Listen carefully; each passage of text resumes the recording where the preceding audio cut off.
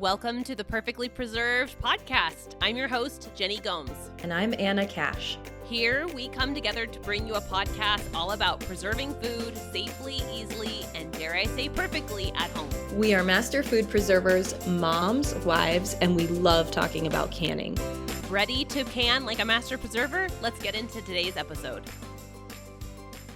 Welcome back to the Perfectly Preserved podcast. I'm Anna here with my co-host Jenny. You may have missed us. We have missed you. We have both been very busy.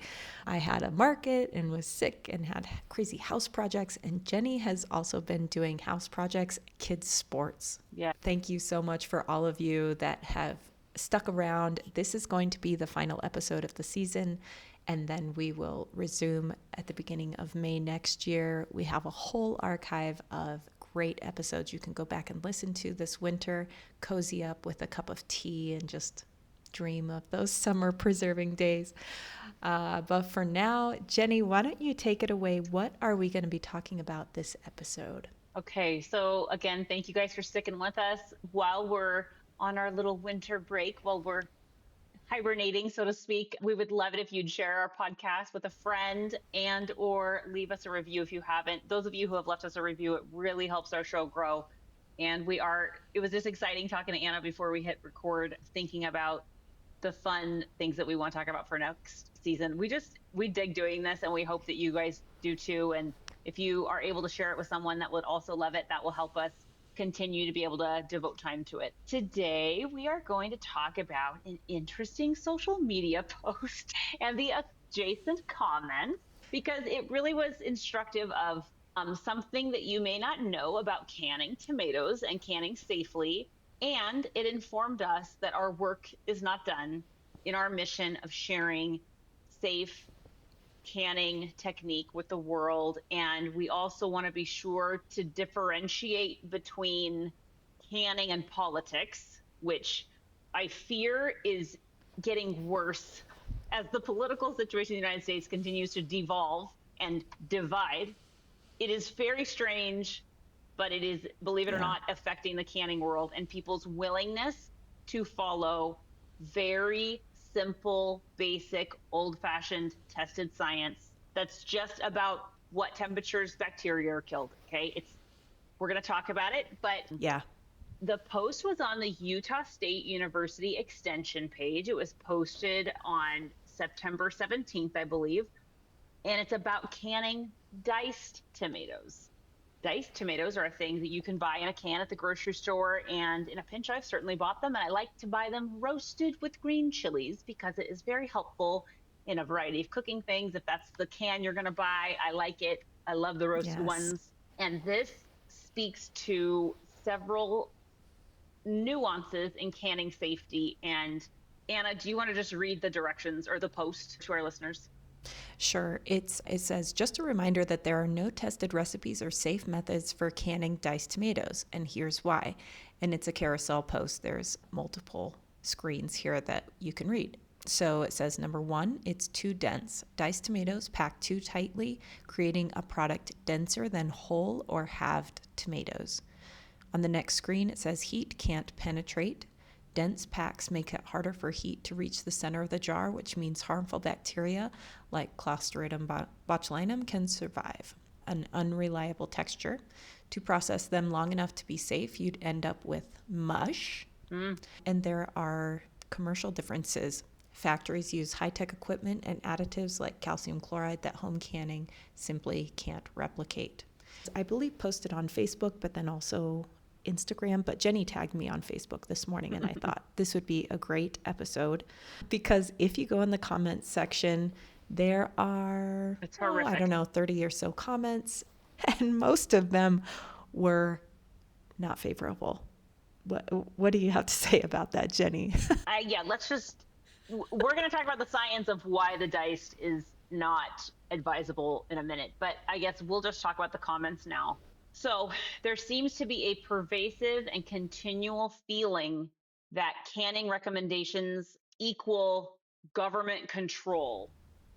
And I have not seen any evidence of how a recommendation to can whole tomatoes or halved tomatoes instead of diced is an exhibition of governmental control. I don't think that's an example of control. And I don't see how there is any benefit to the government, to anybody, if I can whole tomatoes, which allows for even heat penetration, as opposed to diced, which mush together into a big clump. I do not see how that is an example of control. I don't see how that benefits anyone financially. I don't see how that could possibly be construed as a method of governmental control. If they're saying no canning for anybody, it's all unsafe, you all have to buy, like, all get in the consumerism machine and all buy this. Okay, yeah, I could see that. But that is not the messaging. That is not the directive. That is not what's recommended. Also, if you can badly, the police aren't going to show up. Go ahead and can badly. I mean, you do you, I guess. Anna and I are here to share what we think is the safest, most efficient, most delicious canning recommendations and the best tips that we have, because we love canning. We love sharing it with all of you. And it was just so confounding. I just cannot understand the thinking that leads to someone thinking that because of what's happening politically, that translates into canning advice. It doesn't. There is absolutely, our stance is there is no connection there. And if you see something like it's not advised to can diced tomatoes, that is not a reflection of Utah State University giving some sort of controlling directive. What do you think, Anna? Yeah, I'm with you. There's been this really weird shift happening over, I would say probably since, I hate to say it, but since the first Trump administration, there's been this slow decline of people trusting in science. Yes. And I, for one, I have three siblings. One is a food scientist, my younger sister, Missy. I have 2 brothers that are chemical engineers. Like, science is so difficult and it's so important for public safety and public health. I don't understand the disconnect. They think that somebody's out to get them. Really, the USDA's goal is to minimize getting sick. So that's what these recommendations are for. It's not to control you. It's just to try to help you not get botulism. Right. And I don't have a conspiracy theory about that. And I think that we have listeners who vote both ways. I wish we could take a poll, because I bet we have people who vote both ways. And we welcome all of you. We want everyone to feel safe and happy it can. Like, we want all of you. I do not think there is any kind of logical or factual connection between FDA suggestions. Basically, these are recommendations based on just simple stuff like the measurement of what temperature it has to be to kill a bacteria, right? That seems so basic, and you canning safely. I just don't see any connection to that recommendation and politics. And frankly, I love the follow the money line. Who could be making money off of this? Nobody. No one's making money off of any canning. In fact, it costs so much money to create a consistently tested recipe for canning. So extension offices or universities that are tied to an extension office, that's why we don't have a ton of canning recipes, right? Like any canning recipe you can think of, there's a reason. They go through a lot of trials, making sure that the heat penetration is good, making sure that the bacteria load is low. There's just so many things that go into it. You can say follow the money, but there's no money in it. I just don't think that there's any kind of reason for that to be a thing that is being controlled. I just do not personally see it. I'm an English teacher, right? So just keeping up on like things that students can write research paper about is like something I think about between 8 and 9 every morning when I teach my college class. And food waste is now, I believe, estimated to be 50% of the food that's grown ends up in the landfill. And that has gone up from 30% when I started teaching. And I just think at this time, the thing that you can do, or one thing that you can do that feels good, that helps our world be a better place, that is good for your family, is good for your bodies, is learning to preserve food. And there's no money in me saying this. Anna and I, believe it or not, are not counting stacks of money for making this podcast. We make exactly $0. We do. We make it costs us money. In fact, it costs us money. It costs Anna a lot of times. Oh yeah. Yeah, especially just learning that about the food waste, how it's just getting worse. Food waste, there's more of it going to waste. It just seems so troubling. And the thing that we can teach all of you is not to distrust these very basic directions. It just seems so unconspiratorial. You learn these simple things and start preserving your own food, and then just eliminate food going in the garbage. That feels like an act of resistance, no matter which way you vote, no matter which flag you have flying outside your door. I think that's the message that it was just so funny that we saw that this morning. We didn't have an episode topic planned to record, and we saw that, and I was like, oh, there we go. That's how we're going to end the season. Just empowering you guys to follow tested recipes. There's tons of great ones. Okay. Ignore the crazy comment section or chime in, depending on how much time you want to spend with your thumbs going today, and just learn how to preserve food and love it, and learn to love it the way Anna and I do. Yeah. Yeah. In fact, I'm so excited tonight. I'm going to a farm to glean some Roma tomatoes, and this is perfect because I actually I know Jenny likes sauce, right? Like you make a plain tomato sauce. Yes. I actually love like a crushed tomato. I love canning a crushed tomato. I think it's great for adding like as a pizza sauce. I love adding it to soups and stews in the winter. I just can't get enough of it. So I will be washing my Roma tomatoes, putting them in big gallon bags. And that's my favorite way to peel tomatoes. And then when I'm ready to make whatever I make, I take it out and let them thaw and the skins slip right off. We had a whole episode talking about tomato products and our favorite way to process. But there was a recommended article from Iowa State University Extension, and we can link it in the show notes, but it's called Remove Tomato Skins Before Preserving. And it really highlights and talks about why you should do that. So it says, removing tomato skins prior to preservation is an important step. Most tested recipes for tomato products were paired and tested with skin removed. Therefore, the processing time is based on a peeled tomato unless stated otherwise. Skins may interfere with the necessary uniform heat penetration in the canning process, resulting in underprocessing and an unsafe product. Number 2, the skins of fruits and vegetables are sources of bacteria, yeast, and mold. Some of these contaminants are removed when produce is washed with cool water, but removing it all is impossible. The bacterial load is reduced by peeling or slipping the skins, resulting in a safer final product. And we've talked about this before. Botulism grows and is very abundant in soil. So, you may be watering and your soil is splashing up onto your tomatoes, and it's really important to not only wash them, but also remove the skins before you make it into a canned product. Number 3, the texture of the skin may be undesirable in the finished product. Tomato skins do not break down well, often leaving chewy bits in the product. And last but not least, the flavonols in tomato skin impart a bitter taste. So those are the 4 things that they talk about. So we would be remiss, or I would be, if we didn't talk about the fact that Anna and I both have had experts share with us that it was okay to blend tomato skins, but we have to be forthcoming and say we cannot find that published anywhere. That is a hard distinction, or a hard thing for us to give you a black and white answer on, and we'd love to give you black and white answers.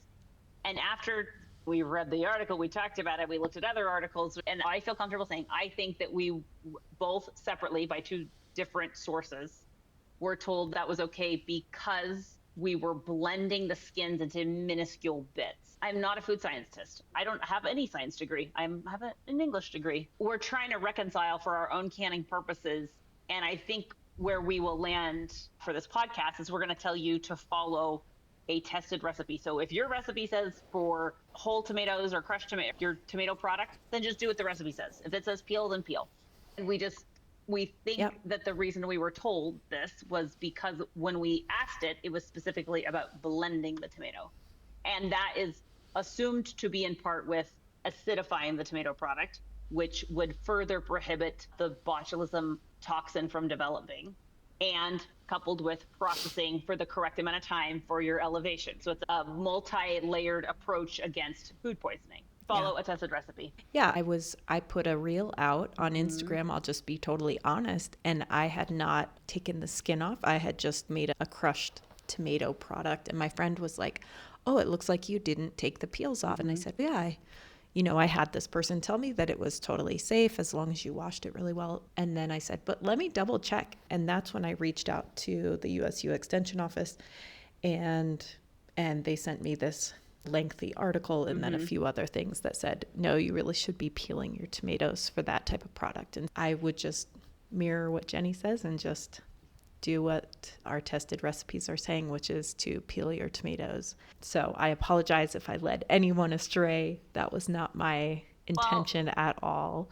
So we're here to get right. I think that we still are unclear as to why Anna and I were both told separately this. And I think that we just don't have quite the answer. And so I don't feel comfortable saying we've led anyone anywhere necessarily on that point, because I think we don't have an answer as to why we were told that. If the answer is, oh, we've done more testing and now we know, oh, can't do that, then that's the answer. And we will all do better going forward.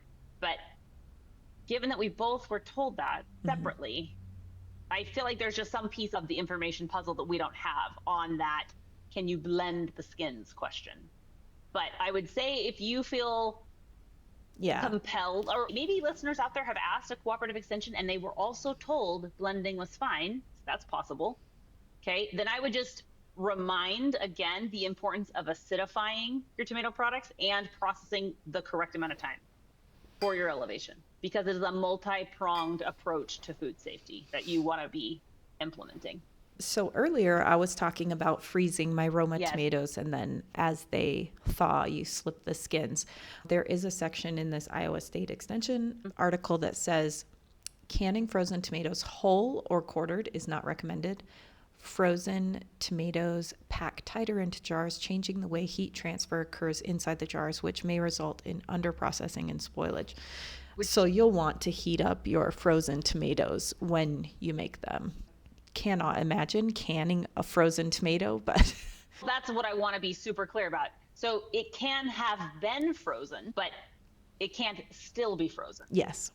Can't still be cold when you put it in the jar. It needs to be defrosted. I know, but then heated. Also you might think, oh, I'm just going to plop these cold buggers into the jar and on my way I go. You are jumping in. If this is your very first episode and you're thinking, should I peel them or should I not? You should peel if your recipe says to peel, and I would freeze them first just because it's so easy to peel them that way. Wouldn't you think so, Anna? Yeah, absolutely. This is an interesting topic. It's something that is easily brushed aside by people who don't want to listen to the USDA recommendations, but we're here to, once again, reaffirm that science is real, and it's important that you use tested recipes, especially for something like tomatoes, because they do fall on that 4.6 pH line, either just above or maybe slightly below, and it's really important that we do it right with our tomato products. I also thought about, with this tomato, the set of reasons with the dice being too dense. I also wanted to just mention, I believe we have an episode about this, about canning pumpkin, since this episode will come out in the fall. Definitely listen to our episode about canning pumpkin, because the reasons for the fact that canning pumpkin is not safe at home with any method is the same. It's about heat penetration, and you actually can diced pumpkin, but it ends up pretty mushy. And like 1-inch chunks. Yeah. Not diced, chunks. So you can 1-inch chunks of pumpkin, but the reasoning is very similar. You don't want that product to get too dense that the heat can't penetrate. I think that's perfect, because there are a lot of people that are like, oh, I'm making pumpkin butter or I'm making pumpkin puree and canning it. And it's, oh no, not again. Yeah, just if you have things like that, if you're in the kitchen and you're doing something, or you're with a friend or whatever, and you don't feel like you can research it right then, or you're unsure, or you don't have a recipe in front of you, you can freeze so many things. Freeze the pumpkin butter. Don't remember why. You don't have to know anything other than just leave enough headspace so that it can expand. That's all you have to know. And so many things like that can freeze very well. So if I had a bumper crop of pumpkins to preserve, I wouldn't fool with risky canning and can some mush together. No way. I would freeze it. Absolutely. Yeah, I'm with you. It is a little bit confusing though, right? We can make pear butter, we can make apple butter, but pumpkin butter is just too thick. Yeah. It's too dense. They've done the studies on it. They've tested it, and it's just not recommended for home canning. Yes. It is for commercial, but not home canning. Yes. So, but even with that, they say you can do the pumpkin cubes. So again, if we're going to circle back to the thing we started with, is how is that an exhibition of control by the government over what I do in my kitchen? I just don't see that it is. I think it is keeping people safe from foodborne illness. Do you want to talk about what we're going to do this winter, Anna? Yeah. What are we canning over the winter? I have started already on my journey. Another journey. I'm doing that same Christmas market. I don't know if I temporarily lost my sanity, but I said yes, and I'm going to do it again, and I've started already. I have a freezer full of fruit, and I am cooking away about every day. I do probably between 2 to 5 batches, I would say, is what I'm cooking. So, okay. So this year I'm doing something a little different. I'm doing naughty jams, which are spicy jams, and nice jams. And my nice jams I'm doing in half pints. And then my naughty jams that are spicy I'm doing in 4-ounce jars. So smart. So one batch of the 4-ounce jars is a dozen, and then half of that is half pints. So I get 6 jars out of a batch of half pints. About how many jars do you plan to take to this Christmas market? I'm shooting for 2,000. I'm not sure if I'll make it. I know. Even saying it sounds insane. Great. Oh, I'm also doing the 12 jams of Christmas. I got an order from a business this year, so I'm making 25 for a business, and then I am making the other 35. I did a pre-order sale and I sold, I want to say 20. So amazing. I have some left, but I'll keep those aside probably for like family and friends, the extra ones that I have. Where and when is this? It is called the Christkindl Market in Salt Lake City, Utah, at This Is the Place Heritage Park. It's this really big park that has animals and old buildings. It was founded by Brigham Young really early on in the church's history. It's like where he came over the valley and said, this is the place where we want to settle. But it's up on the hill, and it's really beautiful, and there's farming and all kinds of things. They have a metal shop. They do reenacting of old-timey things. That will be, I want to say it's the first week in December. So it's a Wednesday through Saturday event. So it's 4 days. Amazing. I admire you, and I think that our audience will be able to learn a lot from you in the coming season. And hopefully we'll have a little super special thing for some of our listeners who really want to learn how Anna does this incredible production of more than 2,000 jars of jam. So stay tuned for that, dear listeners. If you're interested in what I do and how I make money selling jams and jellies, we are going to be talking about that this winter and putting together like a series to help people cut some of the corners that took me a while to figure out. Stay tuned for that, you guys. Anna's winter feels very exciting. Mine feels a little bit mundane, but I'm very much looking forward to it. I have been canning batch after batch of marinara sauce. So that's a tomato sauce with meat. And I've done sausage in it and like ground beef. And I've canned it in a variety of jar sizes, which started out as like I don't nice. have quite the right size jars, but I realized a 1 cup is about the right amount for a small pizza or for just on top of some breadsticks. So I'm trying to get strategic with my pantry planning. Nice. And can all the tomatoes that I can get my hands on. And I also pulled out some dried beans. I need to pressure can some dried beans. Anna mentioned I'm in sports mom mode, this is my first year of really sports mom in it. And it's great. But it's just a little hard to continue.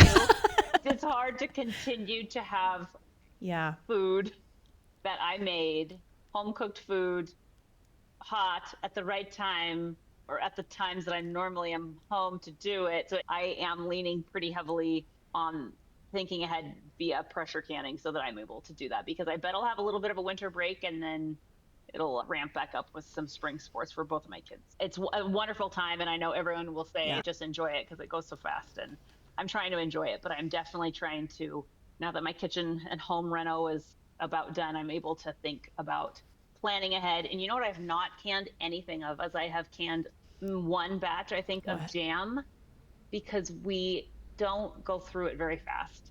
And it bums me out because it feels so nostalgic, and I do love to have it on hand, and I love to make it, and I love to eat it. But as a family, we do not go through jam very quickly, and it just eats up valuable cabinet space. So I haven't done a whole lot. I picked blackberries a lot the last couple weeks and froze them and plan to bake with them, bake them in muffins. But I almost canned a batch of jam, and I was like, is this going to get eaten? And I didn't, which was sad, but also that's reality. I'm there with you. Even though I have a jam business, we don't eat a ton of jam. And a lot of times with my jam, I'll have like maybe a half jar or a quarter jar that I put in the fridge. And I can't even tell you, like the full top shelf of my fridge is just bits and little bobs. Jams. Little baby and jams. I have to call my kids, my 2 kids that have now moved out, and say, do you guys need any jam? And they're like, yeah, but we're still going through the ones you gave us last time. We just don't go through as much jam. It's weird. There's only 3 of us living in the house now. Yeah. And we just don't eat as much jam. The transition that your family goes through. Like older adults, I feel like have far more fruit-based favorite foods because it was just more common to get your sweetness or that sweet thing you want to eat from fruit. And now we have such ready access to chocolate and other sweet things. Like my father-in-law loves peach cobbler, jam. It feels like old fashioned. And I think it was because that source of sweetness was very dependent on fruit 50 something years ago. And now we just don't hanker for something sweet in the fruit category the way we used to. But that's probably a topic for another day.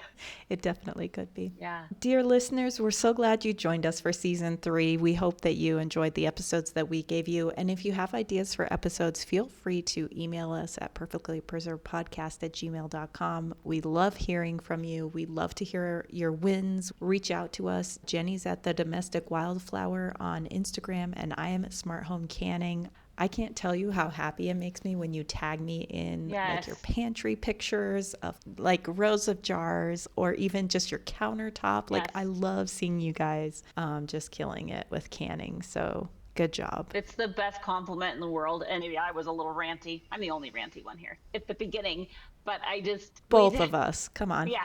We just really love every one of you. All are welcome here. We love encouraging everyone to learn about food preservation because it really can be so much fun, so delicious, helpful. It's like a way to plan ahead, cook ahead. It just is our favorite thing to talk about. And you will hear from us. The first Wednesday of May 2026 is May 6th. So you'll hear from us then, if not before. Maybe we'll put a little bonus guide before that to bring you back in.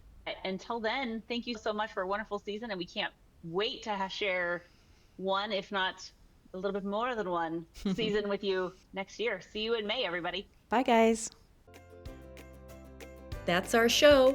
We don't want you to miss an episode, so please be sure to subscribe. If you found this episode helpful and informative, please give our show a rating and review.